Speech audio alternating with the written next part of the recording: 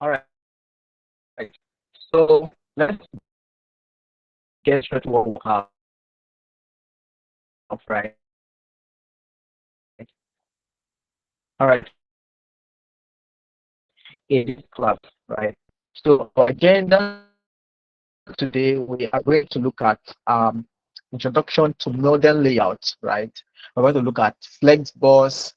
Is more like the layout here is more like how our elements are arranged on the pages. That's basically what layout here means.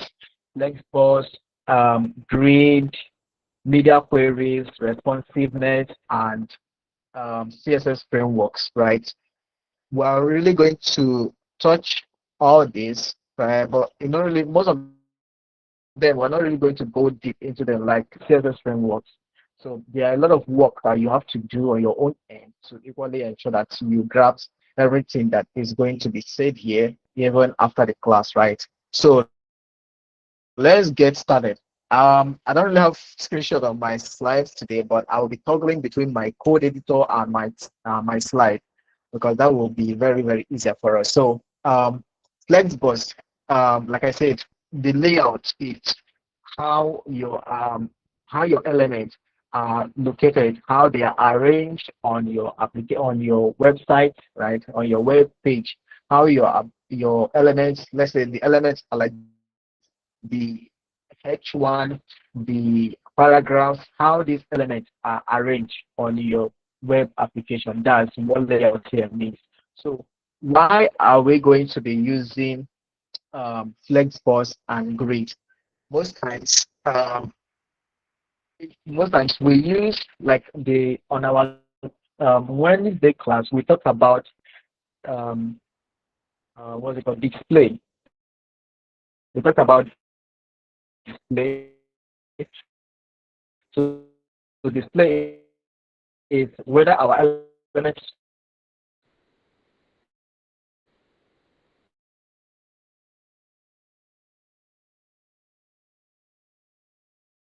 elements without coming after them. So those are the basic two ways that we can organize our elements. But there are other ways that we can do that, and that's what we are looking at now. So we have Flexbox and we have Grid. And why do we choose these two?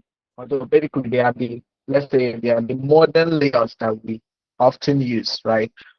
So they provide true layout control with easier alignment, responsive behavior, and fewer hacks compared to float. So float here is more like saying using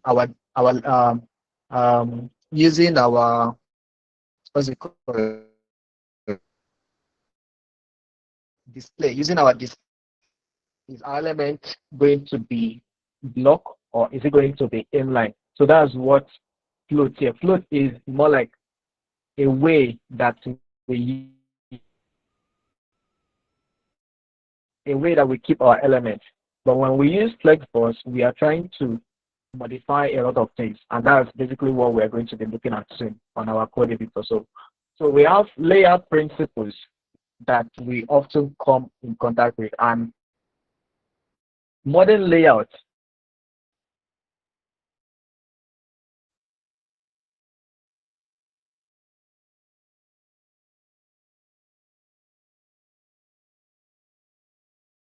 This is more like some explanation. Now, when we get to the code, you understand more. So, responsive design mindset. These are why we are going to stick to this Flexbox and grid layouts, right? So, design to adapt fluidly to any screen. So, to any screen size, so content looks good and remains usable everywhere. And also, we use Grid and Flexbox because we want mobile first development. When you are developing an application, especially web application, you should first of all focus on getting the mobile first to look good than before you even try going to the um, desktop screen size, right? The temptation is there to start from desktop design back to mobile first, which is not good, right? So you start from mobile first and then go to desktop. So using these two way of arranging our elements, it's going to enable us to have our mobile first style to be greatly to be styled or to be developed. We're going to develop our applications to fit in mobile applications first, right? So let's look at an example of our code here. So for instance, this code example that we're going to have. So in our last class, we had our display to be either inline or block. But today we are going to look at flex, and we're going to look at what or how flex looks like, right? How we're going to what other properties with flex have, and what effect is it really going to have on that element that it's affecting. So flex here, it turns an element into a flex container that controls the layout of this student. So I'm just trying to find a basic term to use in explaining this. Um, okay, okay. Let's say, for instance, let's say is more like a flat surface. It's more like a flat surface that other elements are going to rely or stay on top. So that's what a flex here is going to be. It's not like say you get a straight board and you line that straight board on the floor, and then you can then keep other elements on top of it. So that's what flex enables us to do. So flex give us more like a straight flexible container that you can modify. Okay, let me say the keyword I will use is flexible container, flexible material that you can choose to keep other elements inside, and the way that they organize depends on the features that the flex will have, right? So the flex here is more like a flexible container, a flexible element that contains other elements. So the flex direction that we have here, it sets the direction items. It sets the direction items flow in a flex container. Excuse me. So when we have when we set our layout, so when we set our display to be flex instead of inline, what inline does is inline we just um for instance, if we have three elements, say flex boss, mark three, and core concept, and then we give these three elements their display properties to be inline, this is how they're going to look like. This is how they're going to look like. But if we give them block property, the flex is going to be on the first line, mastery will come to the next line, then core components, core concept rather, will come at the last line. So, but here we are using display as flex. So this is another display property that we can give to an element, right? So the flex direction, it sets the direction items flow in a flex container. So when you have a container that is going to wrap other items, the direction will tell other items that are inside that container how they should flow. Are they going to be row? Are they going to be column? Right?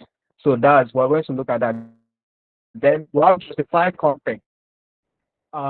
This controls horizontal alignment of items. So when we're talking about horizontal alignment, we're talking about that's our x axis, right? Yeah, we're talking about our x axis.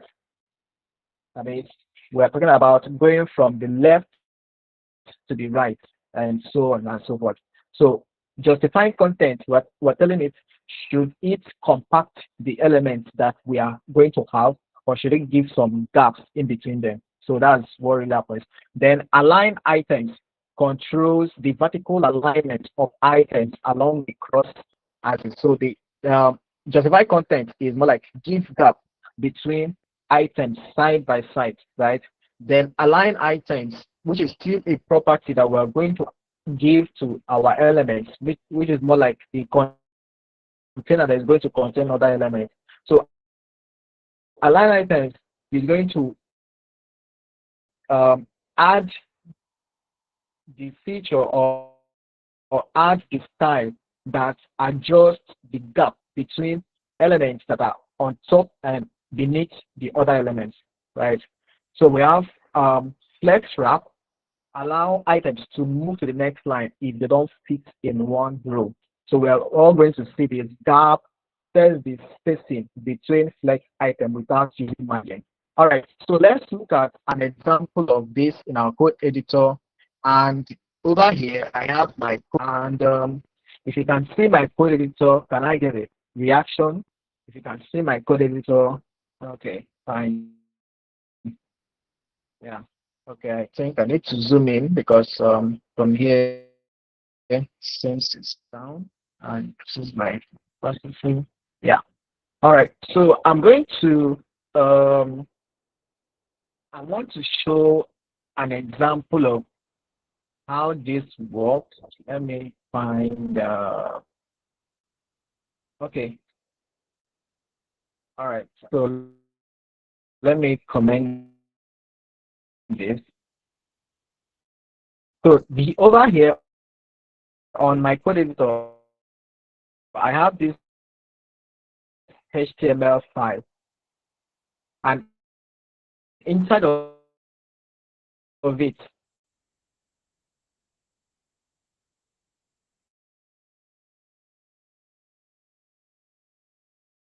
okay, it's coming. Great. As it's loading, I'm going to have just some numbers. So let me split my screens so that it can be easier for us to see. All right. So having my screen splitted, I have four divs. Now, like I said, the divs are the container that house these other elements, right? So you can choose to put in more like other HTML elements like paragraphs, or you can choose to put in normal text. So whichever one you want to go with, fine. So over here we have these four divs, and they are currently in a container. So the container here is still a div. The container here is still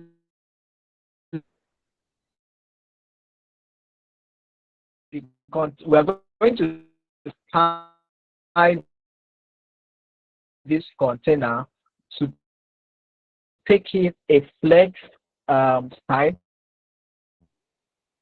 inside of this div organized.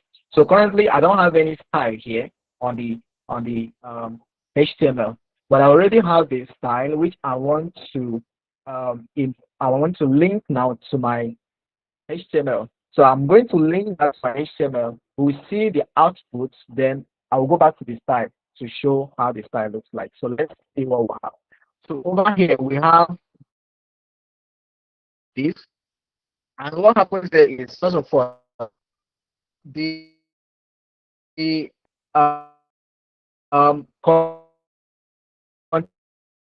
container takes in a flex. The container takes in a flex, and that is the display type. It takes in a display type of flex instead of inline or block, right? So it takes in a display of flex, and then it now takes in more it takes in more attributes, more like more styles to give some gap between the elements that we have there. So like I made mention of, when you have the horizontal side, when you want to align or when you want to modify the horizontal gaps, or when you want to style horizontally the element that is going to be inside the container. So there are other things that we're going to see. So I'm going to open this slide over here so that we see what we have. So for the container, in my CSS, for the container here, I have display is flex. So what the display does is it enables the container is, let me close out this a minute. Um, okay, then all this. All right. So the container that we have here, the container is the outer div that we have, which is more like the parent element that is housing this 4 1 2 3 4 that we have there, right? So that's the container. And what happens there is we are giving it a display of flex, telling it that okay, we want this outer element to be a flexible container. It should be a flexible element that is going to house every other element that come inside of it, right? That's basically what is happening here. Then we are saying we want the flex direction to go in rows. So you can choose to give it a row or a column. So when we're talking about rows, we're talking about things aligned horizontally. So these are our rows, right? And hope I'm right.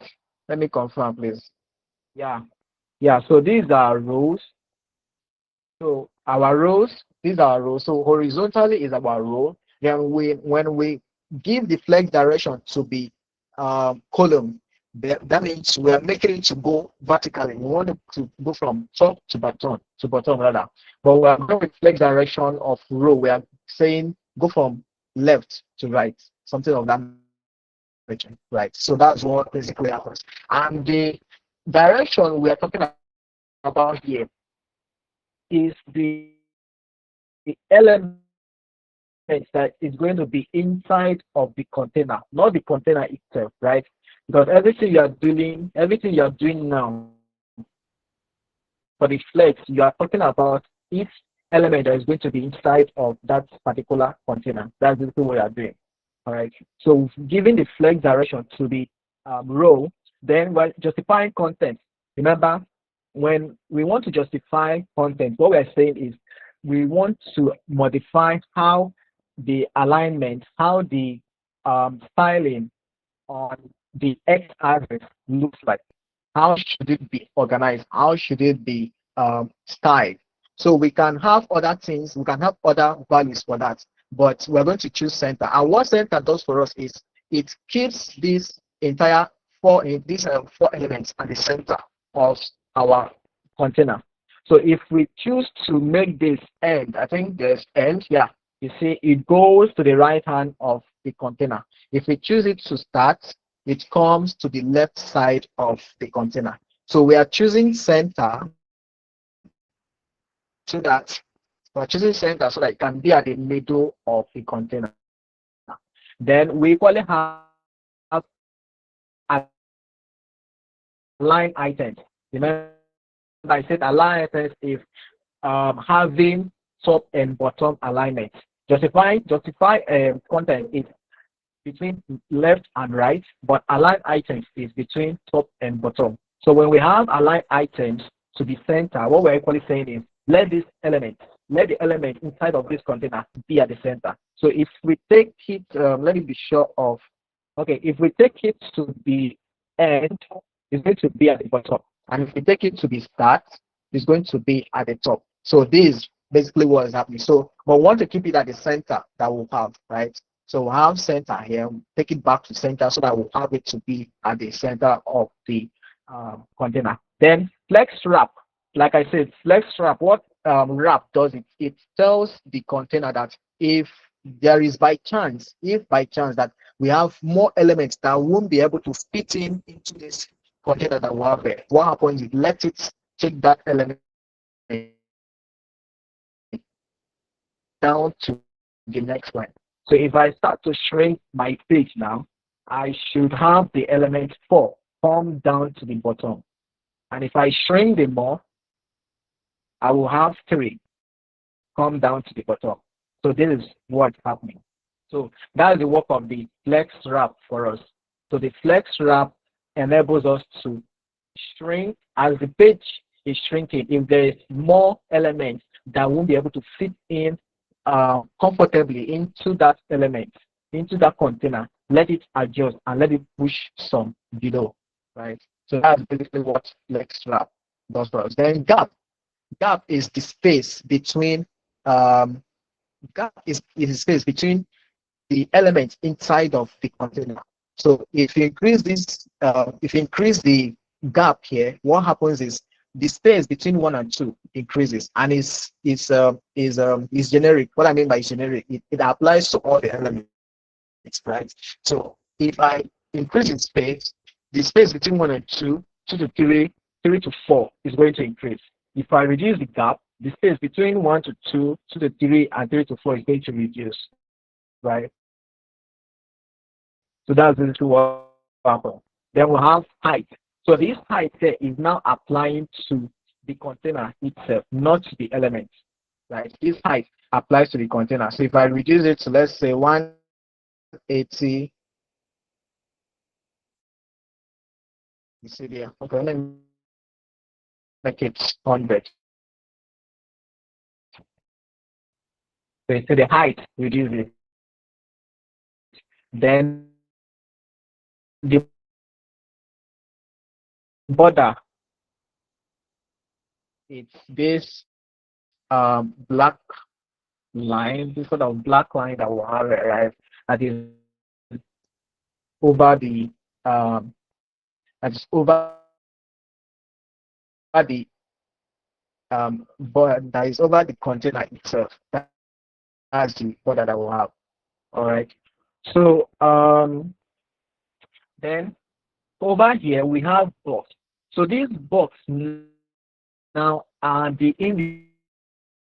individual elements that we have, which are this 1, 2, 3 that we have there. So we are equally styling those separately. And what we're basically doing is we're giving background,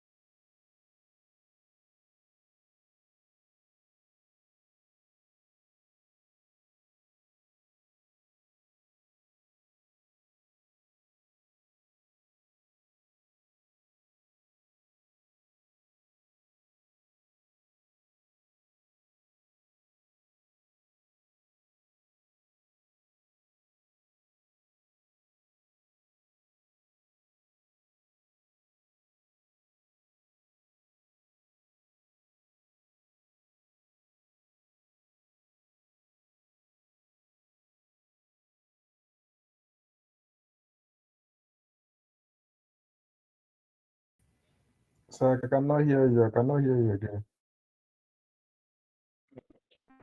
oh, okay.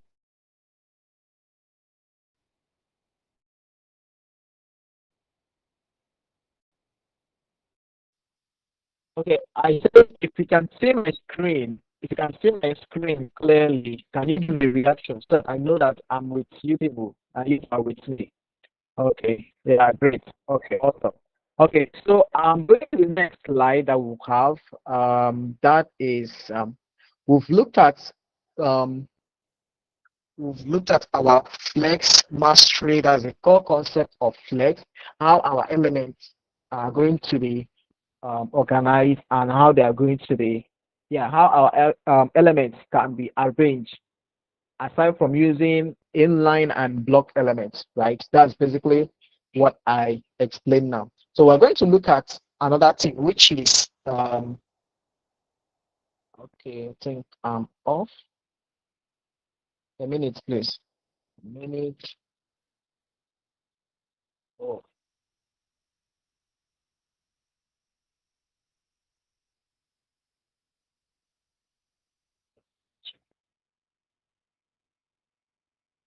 a minute.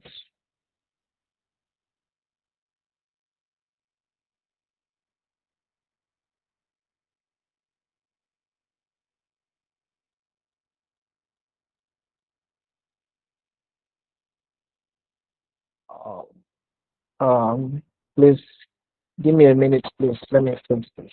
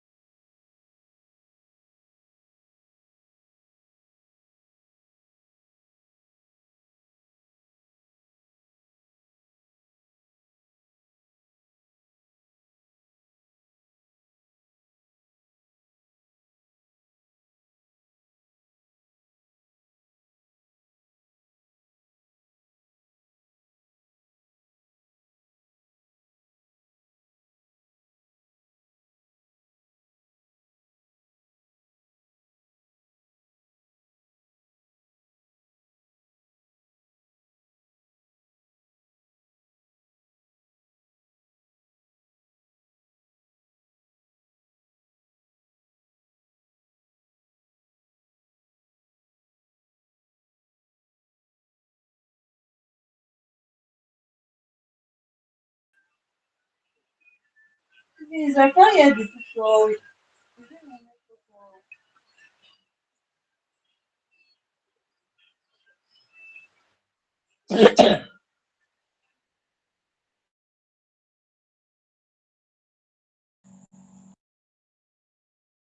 Even me, I can't hear him. Yeah, I'm coming. I'm almost I'm not sure I can share my screen.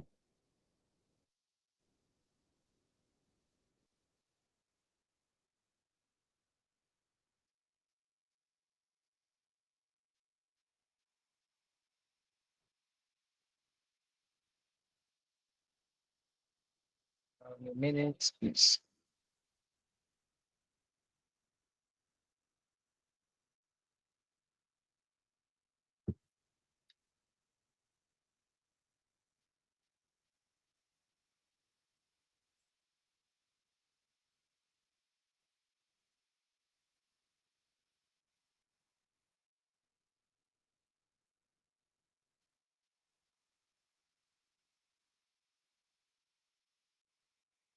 Okay, if you can see my screen, please, a reaction.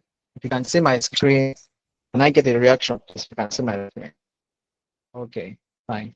All right. Okay, so sorry for the delay.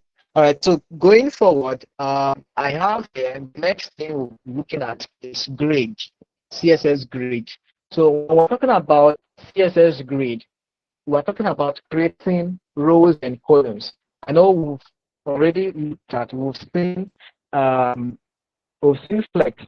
Flex is more like the style, the attributes, the values that we give for a container to control each inner element, right? So grid here, it's more like we getting an element and dividing an element, getting an element and dividing that element into rows and columns, right? That's basically what happens. It's a sort of you getting a cupboard, getting a shoe rack, and creating some section in your cupboard. This is for my shoe, this is for my sneakers, this is for my t-shirt, this is for my senators and all this, right? So that's basically what's happening when we are dealing with grid. So and is a 2D layout system. Okay, working with CSS Grid, we're working with 2D layout system. So when we want to create columns and rows, so CSS Grid defines the structure by specifying how many columns and rows it should have, right? How many columns and elements should have, and most especially when we're dealing with grid, we are equally working with divs, because divs is more like the let's say it's more like the land, the acre of land that we want to build our estate on, right? We want to build our structures on. So we are using divs mostly to do that, but you can equally do anything at all that you want to do, any styling, any division you want to do element aside from div. All right. So and more of the properties that we're going to be seeing in grid and yeah, in CSS grid is grid template columns. So what this does is it sets the number and width of columns in a grid layout. Okay, grid template columns sets the number and width of columns in a grid layout. Um, what it means is more like what we just did previously, doing it on an element itself. I'm not um, thinking about the elements that are going to be inside of that particular element we're working with. So I'm not really interested in the elements that are coming inside of that or that element I want to apply grid on. Then I want to see that these elements now are divided into so and so number. That's basically what's happening here. And then grid template columns allows us to divide that element into columns, right?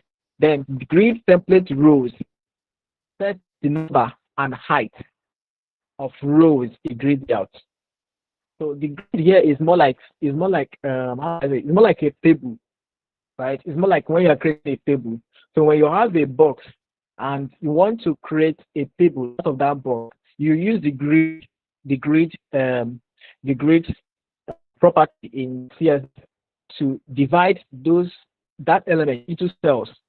That's basically what we're doing here. So we're um, dividing that element into cells where you have this is going to be a number of columns, this is going to be a number of rows. Okay. So over here we have FR unit. FR unit is a fraction. That is, how many fractions do you want to divide that um, element into? That's what FR means. FR unit means how many fractional units do you want to actually divide this element into. So a flexible unit that divides available space into proportional fractions, right? That's basically what we have here. Then we have grid, like we always saw in flex gap. Grid gap is the space between a cell. So let me use it for now. Like we have in, if you are conversant with Excel, you know that a cell like Excel. If you are conversant with Excel spreadsheet, you know that each cell in spreadsheet will at least the line will still be there to differentiate a cell from another. But when you are inputting the data, there's some gap between the cell 1 and cell 2, all those stuff. So that the gap that this grid gap helps to control the space in the rows and columns in grid, right? So placing items into grid cells. So we position elements in specific columns or rows using grid line number or span values. Take a look at this because I know programming is not about talking. It's about doing some stuff and seeing how it looks, right? So I'm going to go back to my code editor. I'm splitting my screen as well. And over here, I have I have CSS Grid. Okay, over here I did this internally, but I think I have external CSS. But let me open this. Let's look at what we're going to have, and let's walk down to what we have. Right. Let me zoom out this. So over here we divided this element now into let's say we have 4 elements inside of this particular element that we have. So we have item 1, item 2, item 3, and item 4. And what we have here is we created these different cells. But if you watch very closely, you see that some cells are bigger than others in terms of width. Some cells are bigger than other in terms of width. For instance, item 1 is combination of item 3 and item 4, right? Item 2 is a combination of the height of item 4 and item 1. That's basically what happens here. So the division that we have here, let's look at how we were able to do that. So let me go to the code itself first. On grid, on my HTML, this is the body, tag. Excuse me. Right. So this is the body tag that we have here, and this is where we are more interested in. Every other thing, we just want to know how the HTML looks like. So we have the div, which we click in, which is more like the element, right? The wrapper now that we have, which we want to divide into columns and into rows. That is, so even if we don't have this, even if we have this element, this grid, this div that we have as grid is the element that is divided, right? That's basically what's happening. It is the div that is divided. All right. So these other elements are now what we pick and fix in different location in the division that we have in this grid. So over here, this is my grid, and I have item 1, item 2, item 3, and item 4. So let's look at the CSS and see what's happening. So we are picking the grid now. We are picking the grid. Let me see. Okay, we are picking the grid, which is the general container that we'll have, which is the main container that we'll have. And what happens is that we are giving it a display of minutes. We're giving it a display of grid, right? We are done with block. We're done with line. We're done with flex. So now we're working with grid. So we give it a display of grid, and then we're saying grid template columns. Template columns is how many what the fraction of columns that we want to work with. So we are working with here we're working with 4 fractions. We're working with 4 fractions, and columns is more like yeah, with what I'm getting, the columns should be, let me be sure please, about 1 FR, 2 FR, and then FR. That's 1 fractional, 2 fractional, and so sorry. So let me confirm. Let me be sure. Okay. Okay.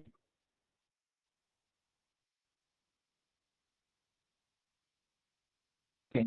So what happens there? We have a total of 4 fractions that we are dividing this. We have 4 fractions that we are dividing this our element into, and okay. So the first section, or let me say, your voice is cracking, sir. Oh, okay, okay, okay. I think it's network. Network. A minute, please. A minute. A minute. A minute.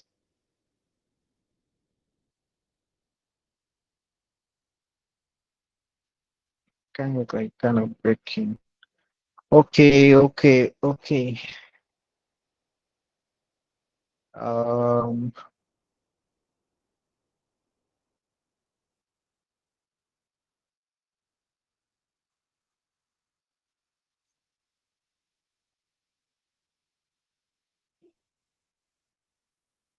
Okay. If you can hear me clearly now, please, can you give a reaction?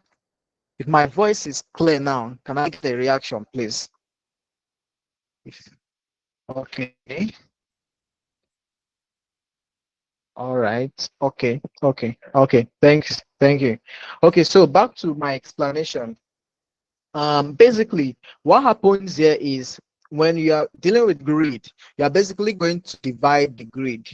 Like you're going to make the grid to have a fraction, because when you want to make it, when you want to make a table, let me use the word table. When you want to create a table, you are not going to just get a box and out of the box you make a table. No, you are going to get a box and then divide those box into cells that will serve as that will serve as your cells. So you're going to create demarcations, maybe with other elements like other something like wood, maybe iron, metal, whatever, or even paper, to make that table or cells that you want to come up with, get using a box. Like that's basically what happens. And how we do that is using this fractional unit. And first we are saying one fractional unit. We want to divide this element into 4 fractions. And first we're specifying that the first section should take in 1 fraction. And I'm still trying to get how this works, because when we have 2 and we have 1, that means we should have more elements instead of this. Okay, let me go ahead. So we have 1 fractional unit and then 2 fractional units. 1 a minute, please. Okay, I get. Okay. Okay. So we are dividing, we have four fractional units, and based on what we have here, we are still going to allocate each of these items that we have in our HTML to be on a specific section or a specific unit of the division or the fraction that we've made. So over here, I've divided this fraction into four fractional units. Then I'm creating a template rows, that is grid template rows of 10 pixel and 150 pixel. Let me explain this. Firstly, we'll have let me explain. I should be top.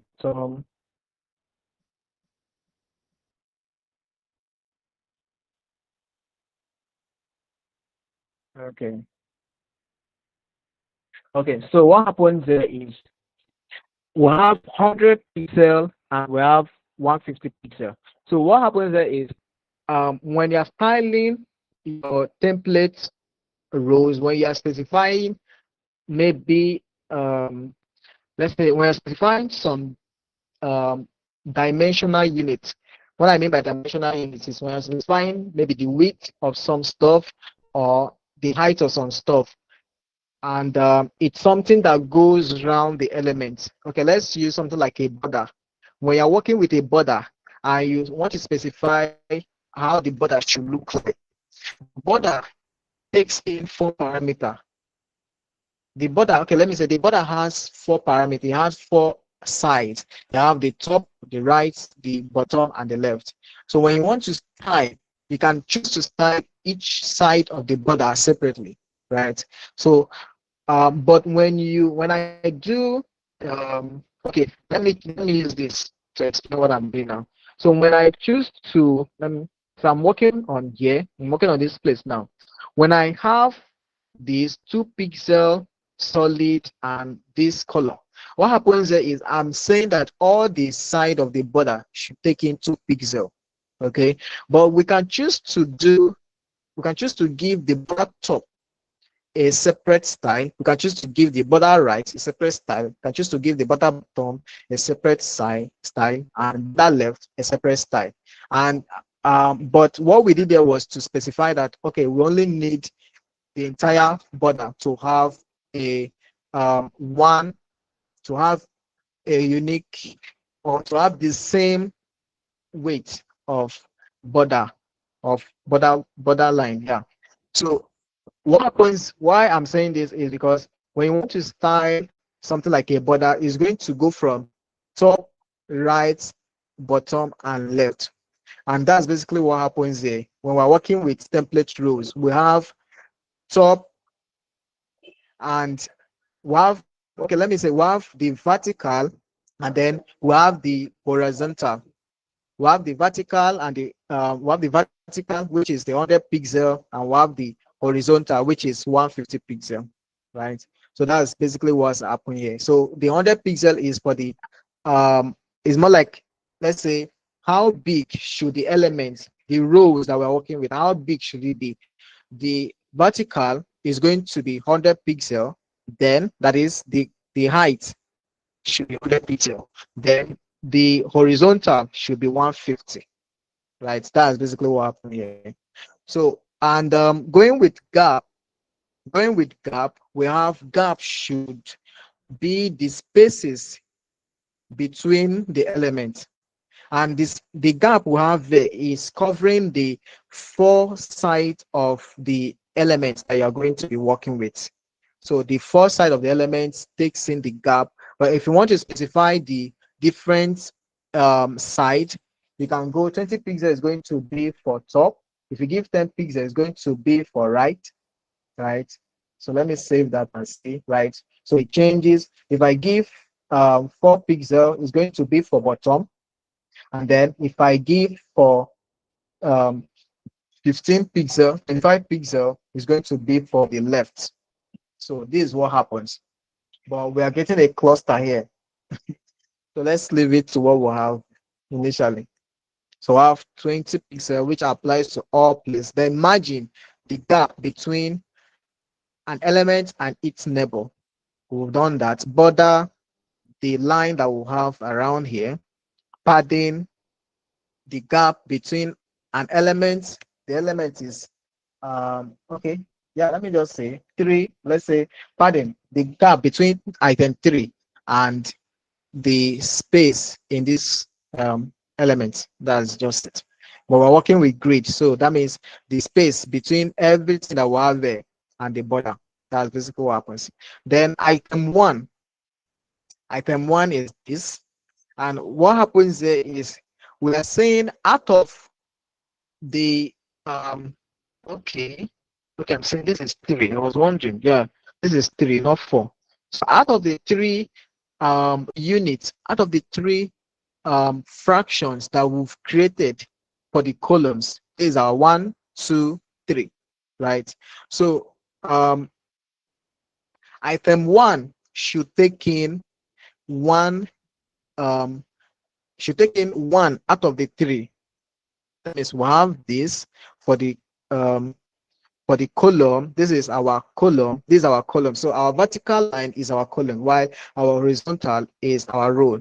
So we're saying out of these 3 lines that we created, out of these 3 items that is meant to fit into this space, let item 1 take in 1/3 of it, right?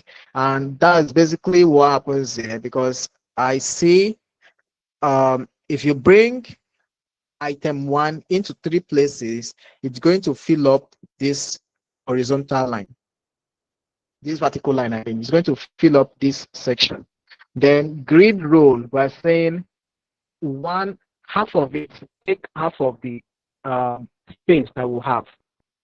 So this is not really going to look like more of what I'm explaining, but that's really how it works, right? So we're saying take half of what we have. So one out of what we have here, that's 1/2 of the entire space. So take it up, and that's why we have it to sort of consume everything that we have here and only leave out this space for it. So item 2, so we've done display, we've done justify content, align items, and all. Then item 2, the same thing. So item 2 is this. So we're saying it to take 3/4 columns. I don't really get this. 3/4 of the column. These are column. If it's taking 3/4, that means it's more like leaving out 1/3. Yeah. Okay. Yeah, I get. So it's taking. Okay, I get. So what happens? Let me explain better. So for the item 2, these are item 2, and what we're saying here is for since we are dealing with 4 section. Okay, here we worked with 3. Okay, I see. Okay, let me. Here we have. Remember initially. Yes. When here we. Yeah, I have a question. Thanks for having classroom. It's the same thing that you do that you're teaching. Greek. This is structure. Yeah, Pascal, go ahead. Eh? That is structure. So I was thinking you should maybe skip the grid, maybe later on. Pascal, yeah, turn. For the next class, you can come back to grid. Which is the drive for that studio?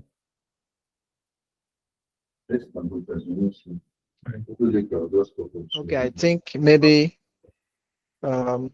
this might be a little bit.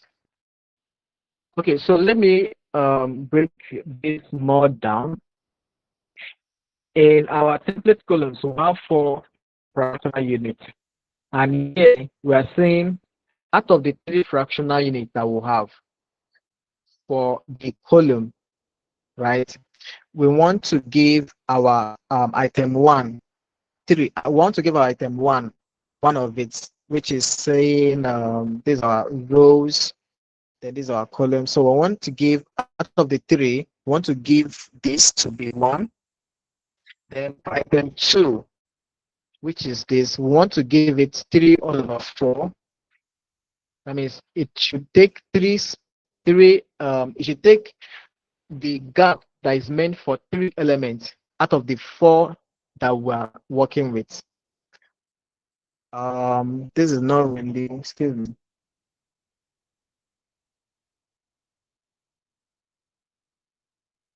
So let's make this 2. Let's see. Okay. Okay, 4. Okay. Okay. So it should take more like one. It should take 3/4 of the elements, but the space here I'm getting is more like it's taking just 1/3 of the side of the remaining part of what we have out of 1/3 of it. So when we have 3/4, what is assuming is it's going to take in the remaining part of this element that we have. And this has already been taken. So if I give it any other thing, any other extra thing, what's going to happen is it's going to have an overflow. That means it's going to collide with other elements. Then grid role, um, let's test this. So grid role, we're saying that it should take 1/3. Let's say 3/3. Okay. Okay. So 1/3 will have this. Item 3, every other thing is more of what we know. Item 3 um, takes in 1/2 of the column. So the column will have for this, we're saying this is 2. Okay, I get. Okay, so for item 3, we are dividing the column into 2, and then it's taking 1 out of it. And with what I have there, if I remove this to be 1, what I have there, if I make this to be 2/2, it's gone. 1.5. Okay, it doesn't work with fractions.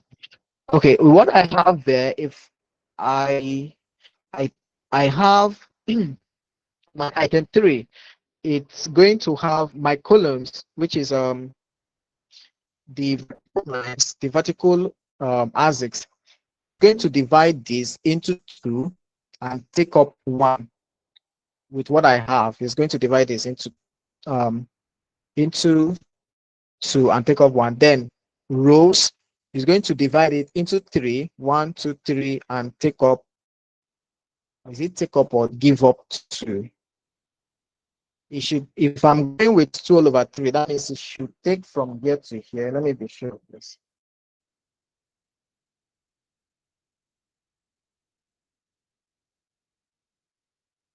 Hold on a second.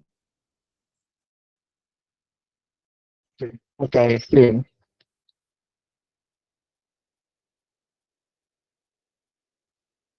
Okay.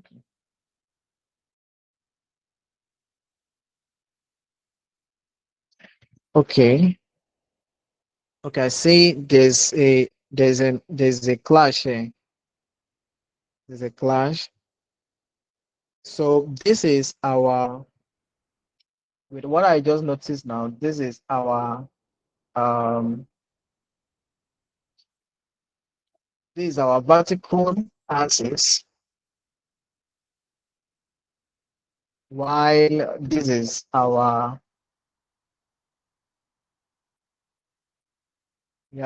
grid column is our vertical axis, while this is our horizontal axis. Okay. I'm not used to CSS, so I'm not very good at vanilla CSS like this. I mostly write what's happening. Excuse me, please. Um, excuse me. Horizontal. axis. Okay, so these are our vertical axis and these are our horizontal axis. All right. So when we have the grid column, which is we're saying to third of item 4 is this. So we're saying let's divide the vertical axis into three um, sections and let this take up two. But this is almost half of it. So excuse me.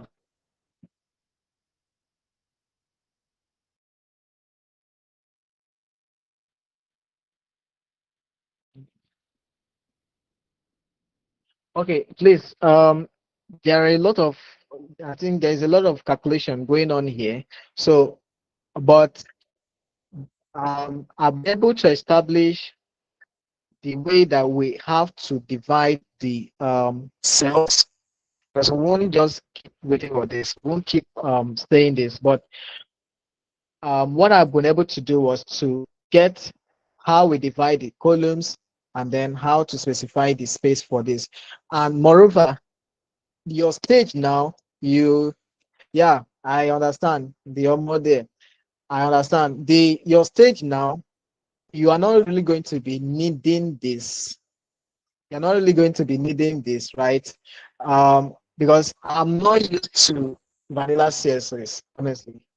I'm not used to vanilla CSS. I'm more of someone that is Tailwind and Bootstrap, and that's basically what we use in modern styles. But I just want to, I just want to ensure that I teach this so that in case you come across it, right?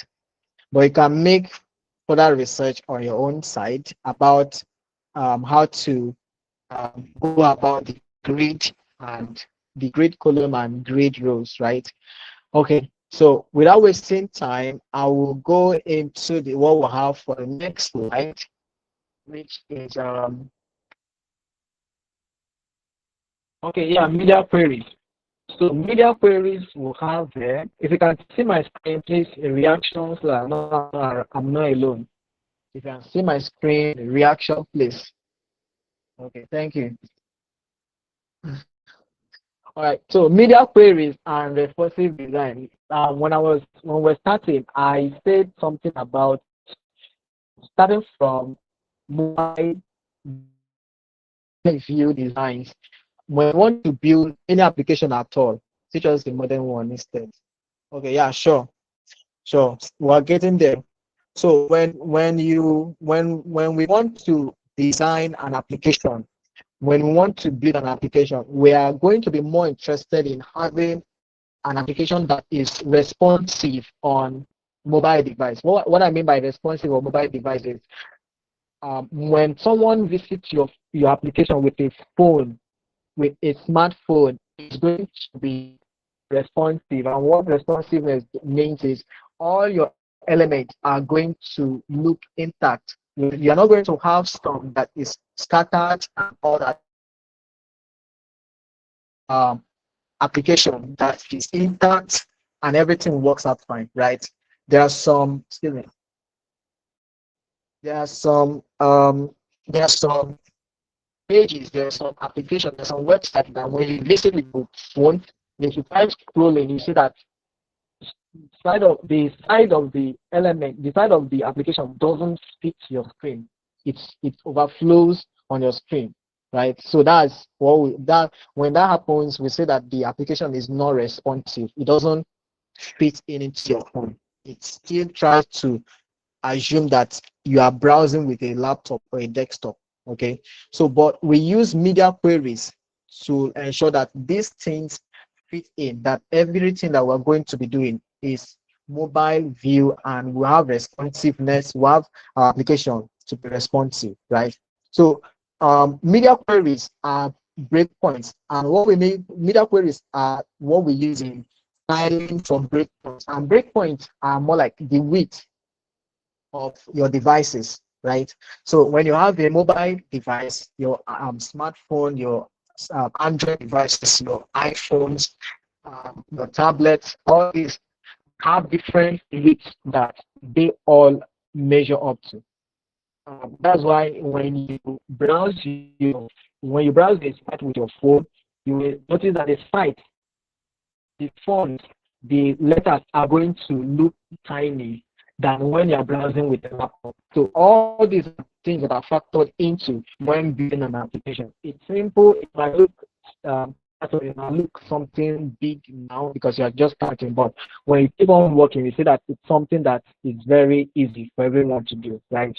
So breakpoints, they are specific screen width where the layout changes to stay usable on different devices, right?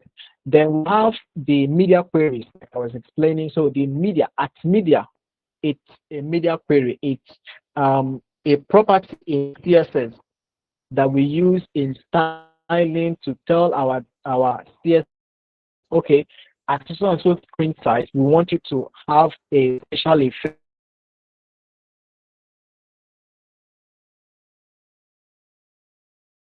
at media max width explanation apply CSS rules only when the screen is at or below a certain width. So we're working with media and you have max width. They are saying let this CSS that I'm applying only work when the screen is at this width or below that width. So we're going to look at this. So we have responsive typography, text sizes adjust based on screen size for better readability. Like I say, when you're browsing with your mobile phone, you're going to have small fonts. The fonts are going to be tiny. Then when you open the same application with your laptop, you see that the font becomes bigger, right? So stacking elements on mobile, elements that appear side by side on large screens, rearrange on vertical layouts and on small screens, right? That's basically what happens. So hiding and showing contents. So we're going to see all this. So let's go through our code editor again. So I'm going to let's look at responsive design. Okay, so let me open this up and let's see what we have here. I'm going to split my screen and this. Okay, so first of all, what we have here is we have three boxes that um, are arranged in, let's say, arranged in Flex. We use Flex to arrange them, and when we shrink, let me be sure. Okay, okay. When we browse the same application using our mobile device, the boxes disappear, and we can only see another stuff. We can only see I only appear on mobile. So let's look at what happens here. So first of all, we have this is the three elements that we have, which gives us the desktop boxes that we'll see when we open this in our desktop application. But when we bring it back to our mobile application, we see that it disappears. So let's look at what happens. We only have, there's nothing much we are doing on HTML.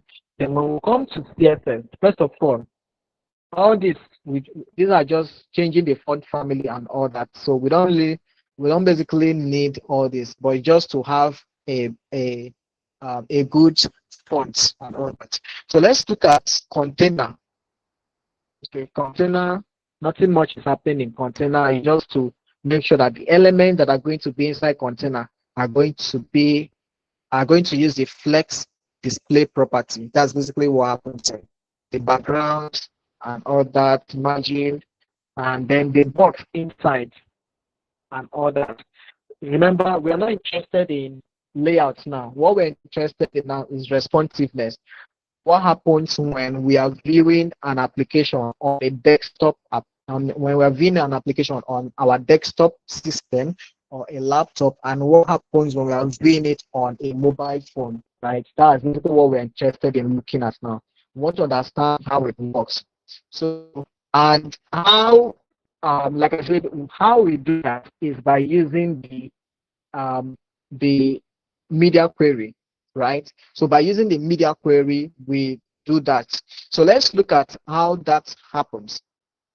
So I'm going to start here to explain.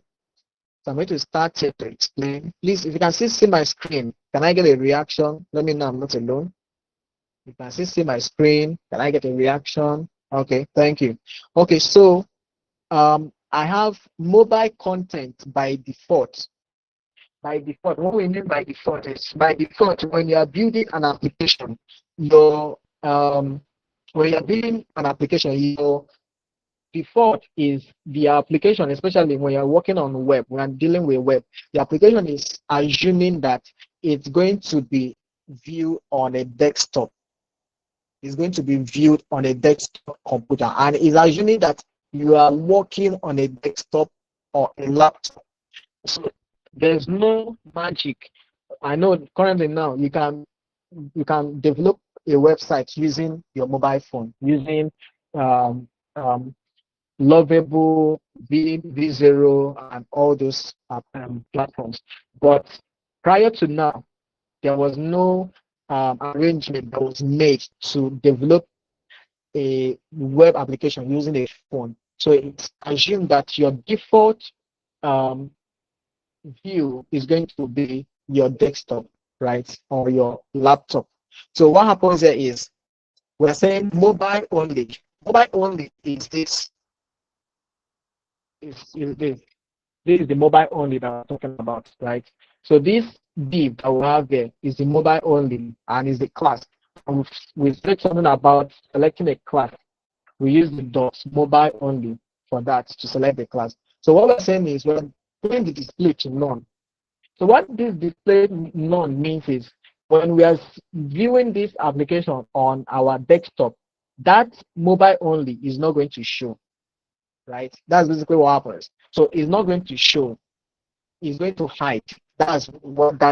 Um, that's what this display none means. So it means do not display on desktop application. Remember, on desktop application, do not display, right?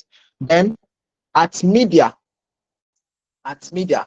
So before I explain this, let me show you how this at media will work, right? So this is how it looks like. So it's more like you are selecting your selector. When we did selectors, we have something like H1. Then we now have the property, let's say color, then we have red. We have the property and we have the value we are giving to that property. That's basically what happens. So here we are selecting at media. So we're saying we want our media, we want the screen that we view this application. That's what we are selecting here. We're selecting the screen that we view this application. That's basically what at media means, right? So we're selecting the screen that we view this application. That's what we're doing here. So we're saying any screen that is going to view this application, let the style we are applying here work on that screen, right? That's basically what happens. And from here now, you are not going to start writing your normal CSS. So for instance, I'm not going to start writing my normal CSS.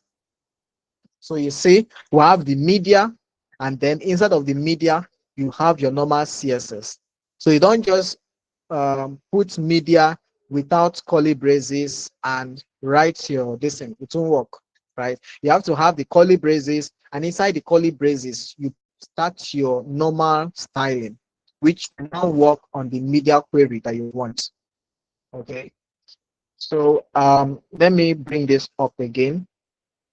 So having here we have max width. Remember what I said about max width. So max width is from anything from 0 to this 700 pixel. Let this style that we have inside of here apply to it, right? From 0 pixel to 700 pixel. And what this thing simply means is from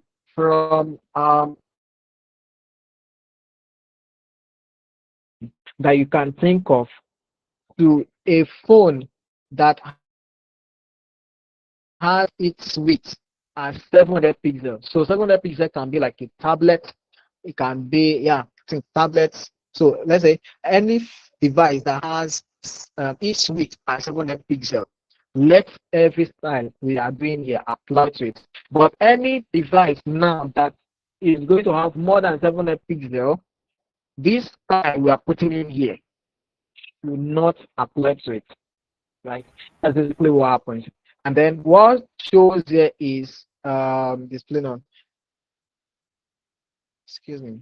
Yeah. So what happens here is we are now grabbing the element we want to style, right? We're now grabbing the element we want to style, and then we are saying container flex. We're saying the container should take a flex direction of column. So column is this way, which is fine. Let's continue going down. We have H1 to take up a this is max width. So to take up the H1 is, let's see where we have H1. So H1 is responsive design demo. So I'm saying H1 to take up the size of 1.4 rem. So this rem is the units of is a unit we use in specifying for digits. It's more like a pixel, right? So it's more like a pixel. So then we are saying desktop only should have a display of none. Remember what I said about display to be none. So we are saying the desktop only that we have are these elements, these three elements, these three boxes that we have there.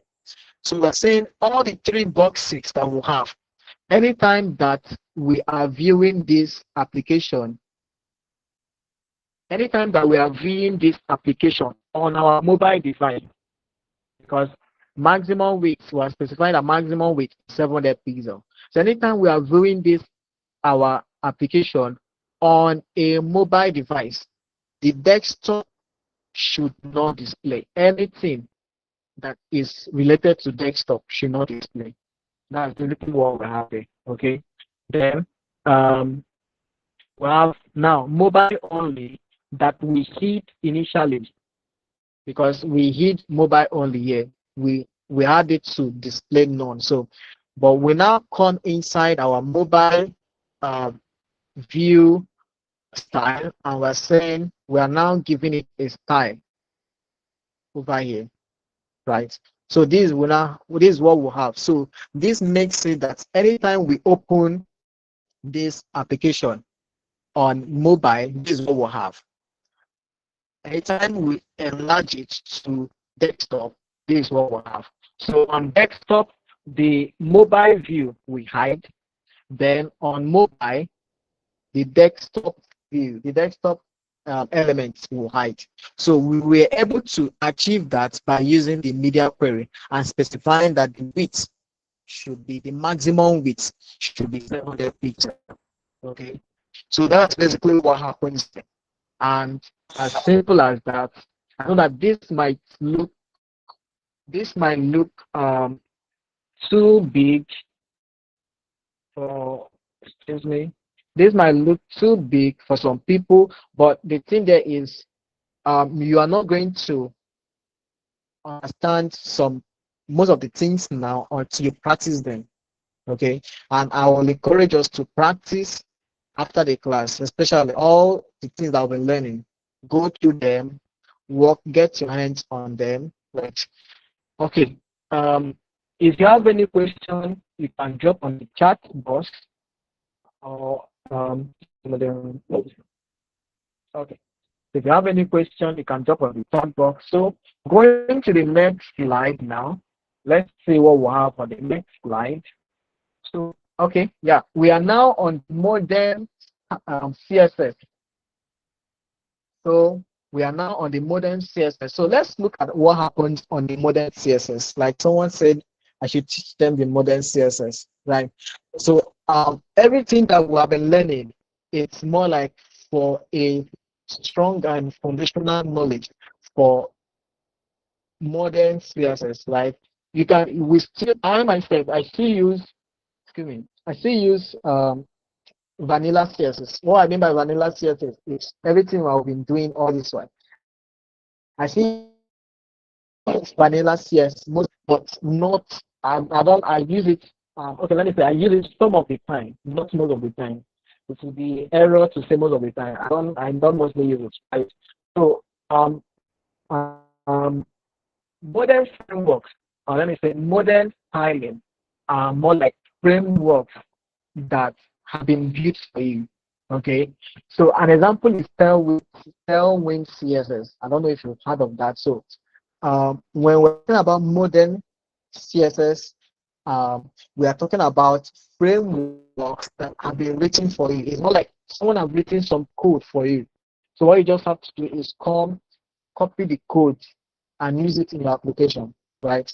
So you don't need to start writing your own CSS from scratch because CSS is very, very large. When you start writing CSS, it's going to be large. Just leave the stuff you are doing now because I just have to do some quick stuff so that we can see the output. When we start writing CSS, it's going to be long. You can be having about 2,000 lines of CSS for a simple application when you're working with vanilla CSS. But that's what now helps.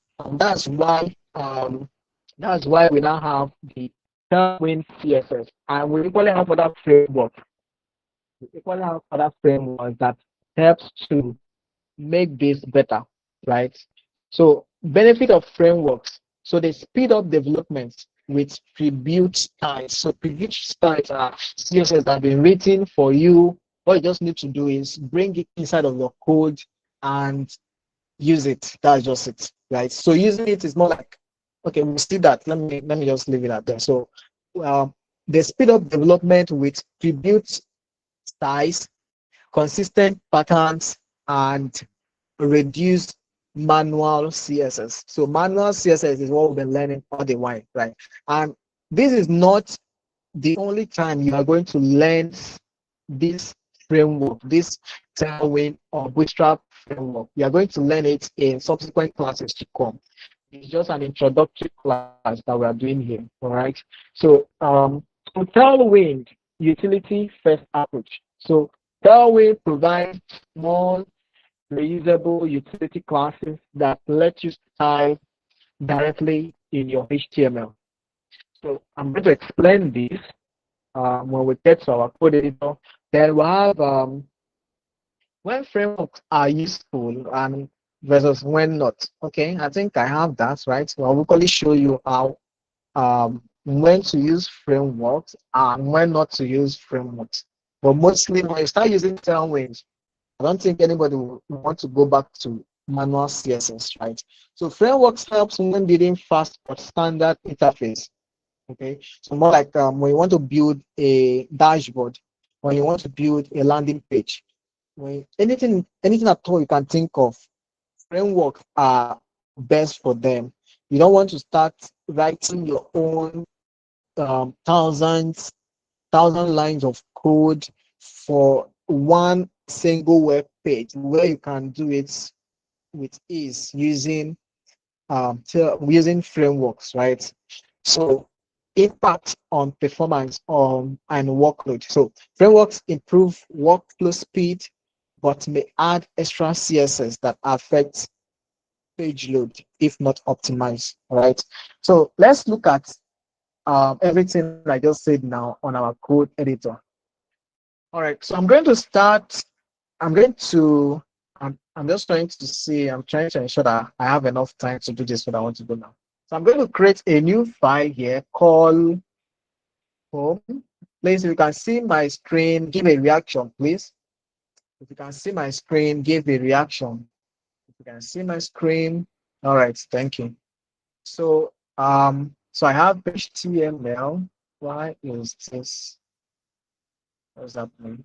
Index home.html. So the name HTML. All right. So I have here, and although I already have a code where I use the framework, but I want to show some differences here.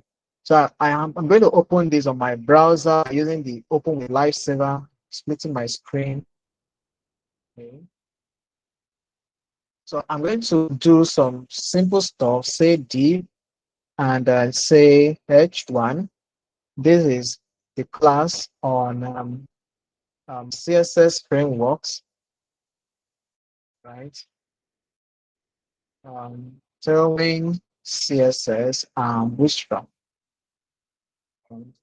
Okay, so okay, specific, yeah. Okay, so I think that's better. Okay, then I'm going to give some divs and say um, div again. Okay, let me make this times 3. Then say 1, 2, and 3. And then I'm going to come below here and make a navigation, say L1, and on other list, right? So let's make this home. So the navigation is just going to be something simple. So about us and um, contact. All right. Let me zoom in it. Okay. So I have this. So if I want to, oh, so yeah, I have this now. So if I want to type this, for me, it's not really going to take me much time to achieve what I want. So for instance, I want here, let me put this there. This is below is a simple navigation, right? And below, so below is a stack of boss, right? So for me, if I want to start this, it won't take me much time to start. Let me try some. So I'm going to click my screen and create a CSS outside here. Call it home.css, and I'm going to link it over here in my HTML. I believe you can see my screen.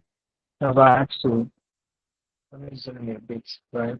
So I'm going to link it over here in my CSS, in my HTML rather, and call it home.css, right? So yeah. So what I want to do is, first of all, I want to make this into a box. I want to make these 3 stuffs into a box. Currently, this is how it looks like on my code, on my browser. This is how it looks. The box are not there, right? So to do this, I'm going to give a class to and call this container so that I can grab it and use it as the overall container and call this class as well. No, call this box. So I want all the elements, the 1, 2, 3 to be a box. So class box and class here box. Okay. So I'm going to come over here in my sales and I say container because I'm using class, so that's why I'm using dot container. So I'm going to have my display to be flex, right?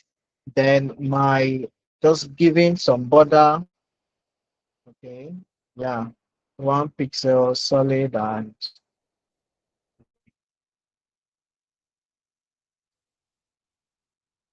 all right. Okay, I think that should be enough. Then I'll pick my box and give them some width of let's say 120 pixel and height to be 120 pixels, so I can have a square stuff. Then background color because I need to see the let's say field. I need to see the different I want to see the different the colors of the boxes, right? So I can say border, border because I want to, yeah, border 1 pixel solid and so, right? Then border radius,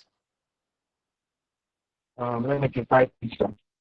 Okay, so if I look at my browser now, this is what we are going to get. Okay, you need to give some margin to this. Margin, let's make it 10 pixel. 10 pixel. Okay, so let's look at what we have. So we have here, we have 1, 2, 3. So this is our box that we have. But if I want to make these elements to be at the center, it's going to take me more time. It's going to take me more time. So this is where now Tailwind, that is the modern framework, is now coming to play, right? So instead of writing your own CSS, probably now with this listing I did, I've written up to 14 lines of code. So, but with Tailwind CSS, what happens is you are going to be writing the ties inside of your HTML. Remember, when we were dealing with way of introducing or bringing in or linking in your styles into your HTML, we looked at 3 different ways. We looked at external, which is what I did now. We looked at internal, which is where you have to write your style tag and then write your styles inside of it. And then we looked at inline, right? So we looked at inline. We look at inline CSS where we write the styles right inside the elements that we're working with, right? So, and while how Tailwind works is we work with inline styling, and basically those styles have been written for you. So what you just need to do is remember their name that they were used in the code that you are getting. So for instance, let's say you have you have some CSS style that is posted somewhere else online. So what you just need to do is copy the link, copy the link and add the link to your to the head tag of your application, and then start using the stuffs. So let me go back to the example that I have already. So let me delete all this. Okay. All right. So I have Tailwind. Yeah, Tailwind dot HTML. So over here I have my HTML file, and inside of it I have my script. So this script I have here is a link that I'm using to bring in my Tailwind CSS. So I'm linking my CSS. I'm not using link because Tailwind is more like a combination of both now JavaScript and CSS. So that's why you have to use script. And I am not the one that configured how to use it. Basically, when you go online and search for Tailwind CSS, right? So when you go to Tailwind CSS documentation, okay, you're going to see the guide on how to okay, let me go with the documentation. So you're going to get the guide on how to use it, right? Responsive. I don't need to install stuff. So let's say utility first class. Um, choo, choo, choo, choo.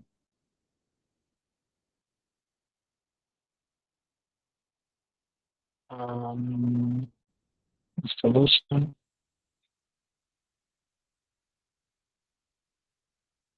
No, I don't need installation because we're not yet up to where we install. We just need to copy the link and do that. We can pull the certain changes. Um,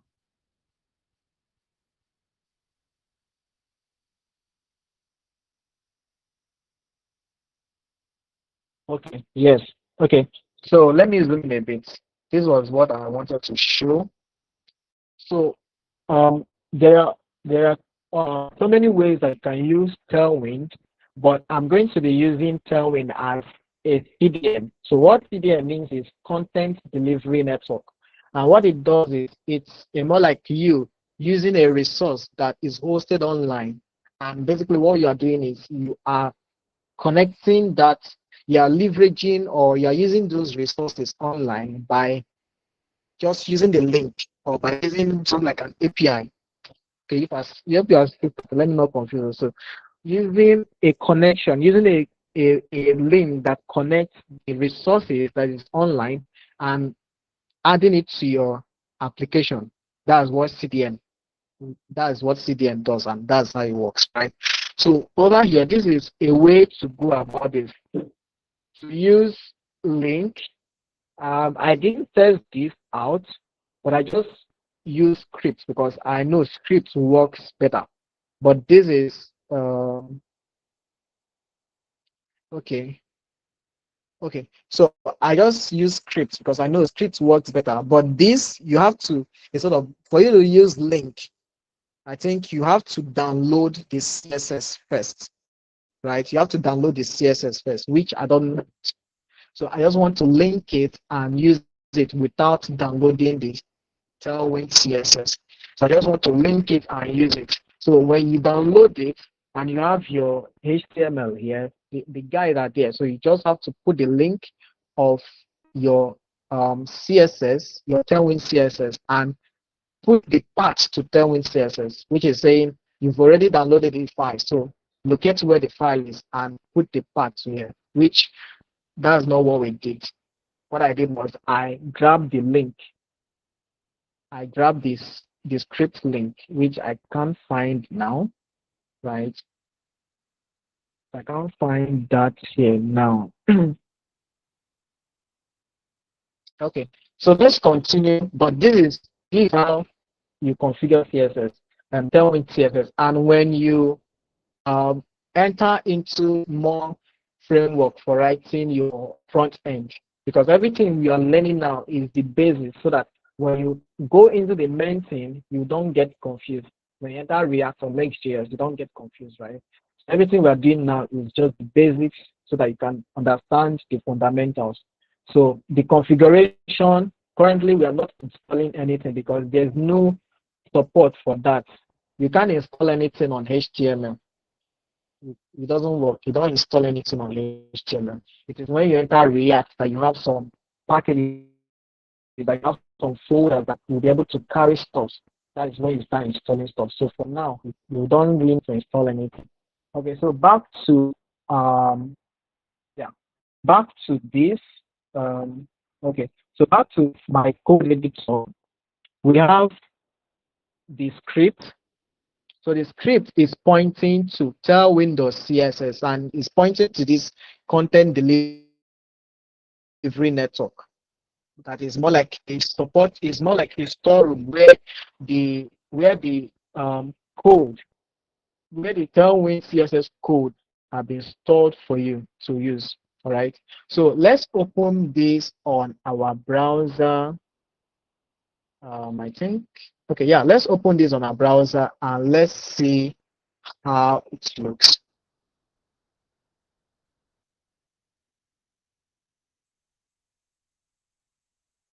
Okay.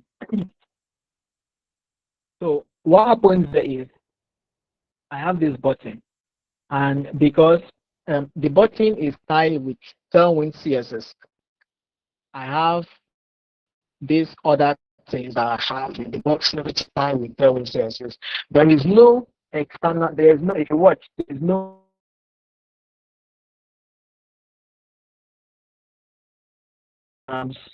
tie, and then inside of the tie you see CSS that is written. There's nothing like that. The only thing that we have is this Tailwind CSS. That means if I comment this out, this page I have here is going to start up. So let's try that out. So I comment the Tailwind and see. So let's see what happens next. Yeah, you see everything falls, everything scatters. So the powerhouse of this page is the Tailwind CSS CDN that we have, right?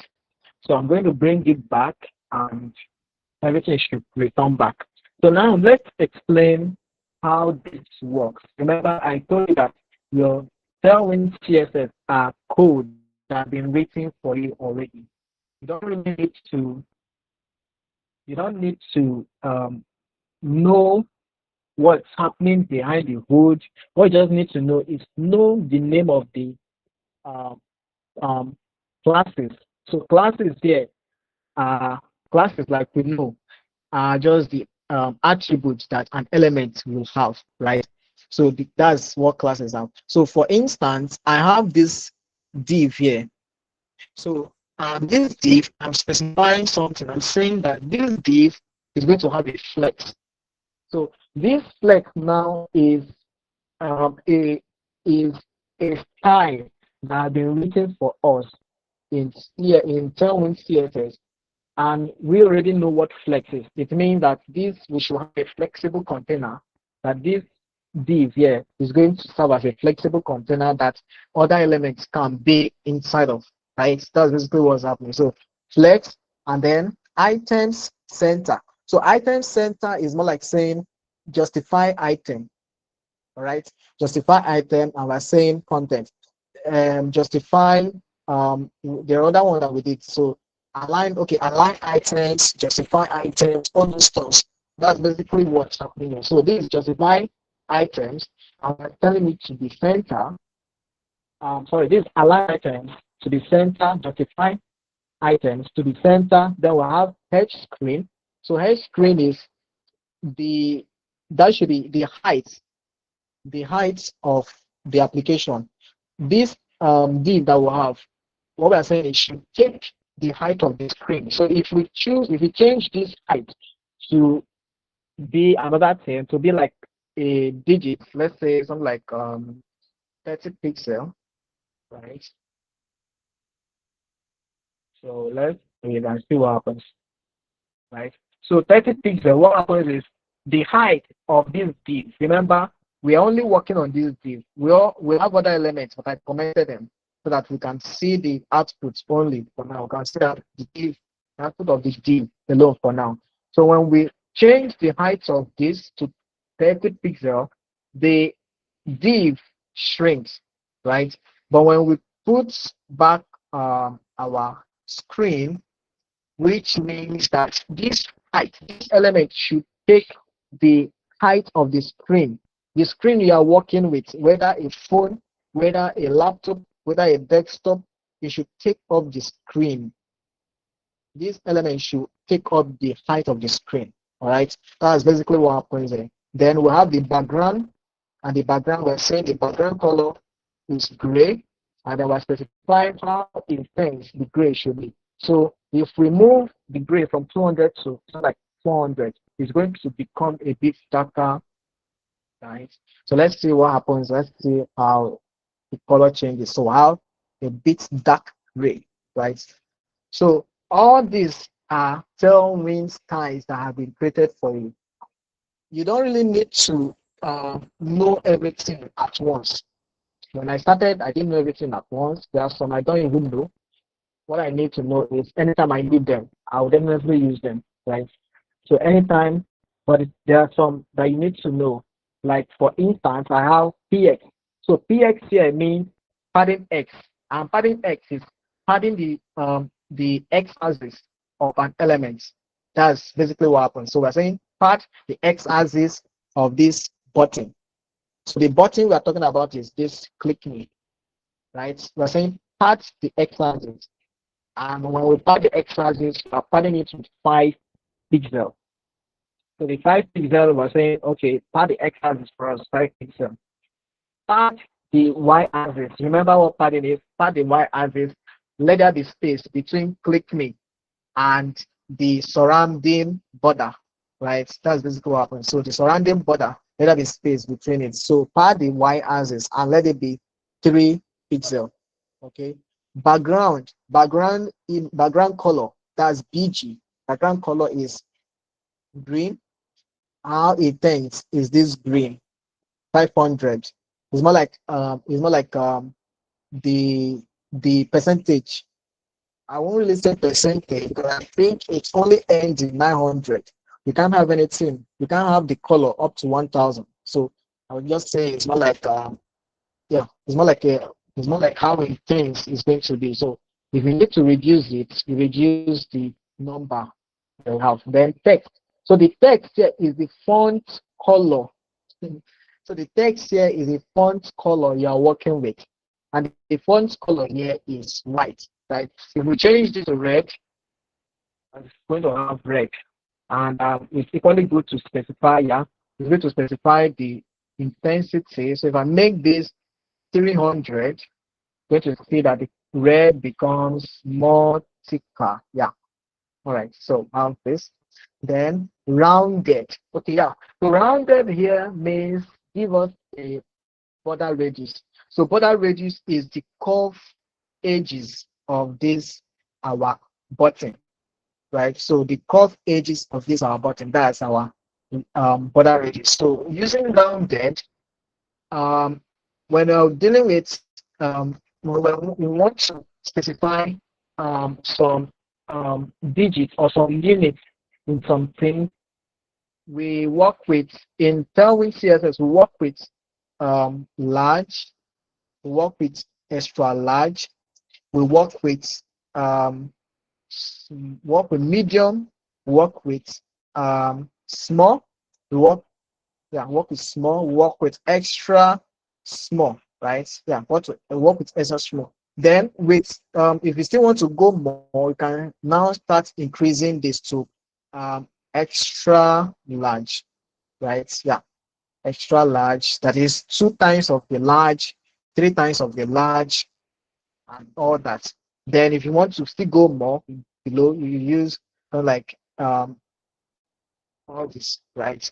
So that's basically how you specify how big or how small your unit should be. So why I explain this now is the place that I have rounded and I have large. So if you don't want the large, if you don't want this the border to have a bigger border radius, right? You can choose to make it medium and use it empty.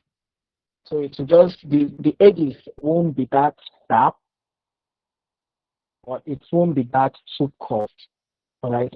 So that's basically what we'll have for button. So let me use a few minutes to wrap up the other yeah. So then coming down we have yeah we have this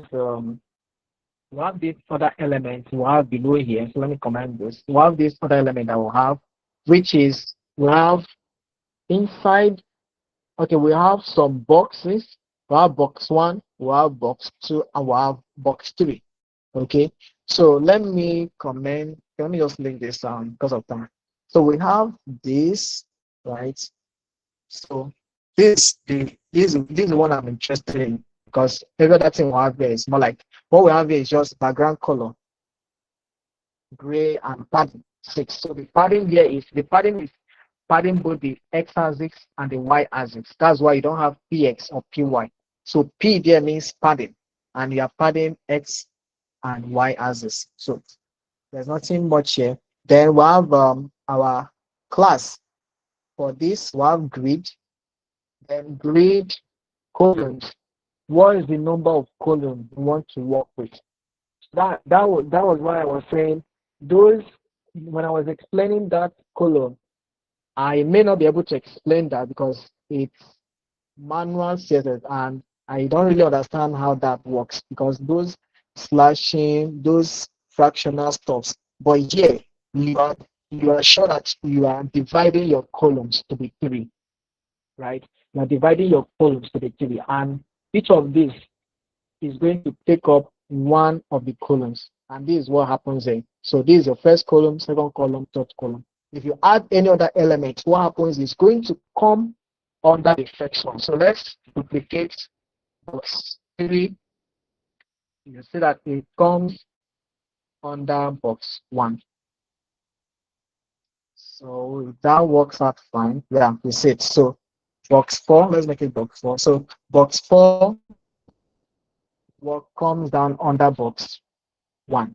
So our grid columns, we are specifying that we want it to be 3. So after 3, after when it reaches 3, every other thing should come below it, right?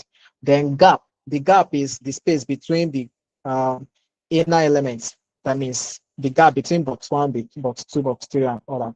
Padding the spaces between um, the elements. That's basically what happens, right? So then the inner divs that we'll have padding, we'll have background color, then we'll have rounded. So the default of this rounded is medium, MD. When you have rounded and you don't have um, any unit specified on it, it means it's taking the default, which is medium. That means don't give us a big border radius, but don't still give us a sharp edge, right? So that's basically what. Excuse me.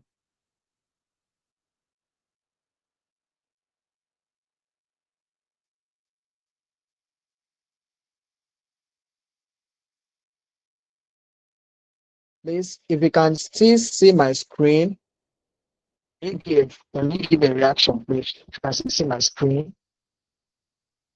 Okay, thank you. Okay, so um, basically, you using Tailwind makes your work fast.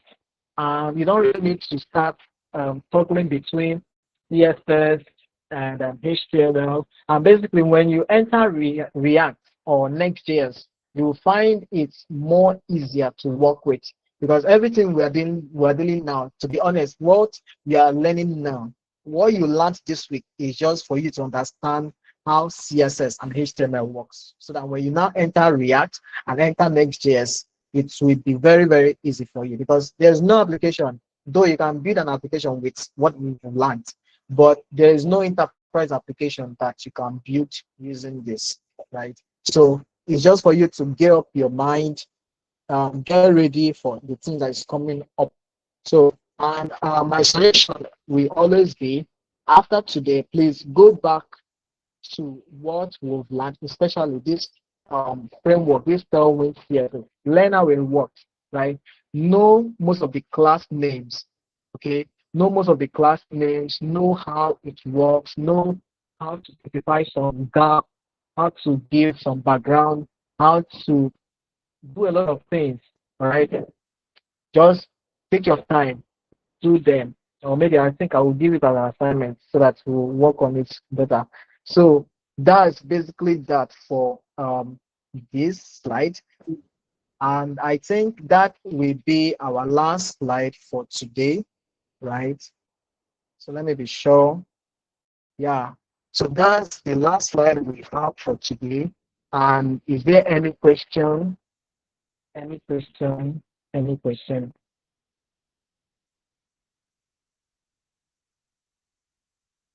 Any question? Anyone? Okay, Yes, sir. so I in have a absence question, of sir. question, we can connect on, yeah, Okay, sir. Good evening, everyone. I have a yeah, question so, about the tailwind. okay. How did you then pop out all those this thing that is in those codes, sir? I don't understand. Come How did again. you pop up? I said in that your in that this your how did you pop this div? Class all these things. How did they come out? Okay. I wrote them. I wrote them. Okay, okay, Like okay, okay. yeah, I wrote them before the class because there won't be enough time for me to start writing them. I wrote them before the class. Okay, okay. Thank you. Okay. All right. So that will be the end of the class. And if there's any other question, please you can drop it on the chat box. You can drop it on the group chat rather.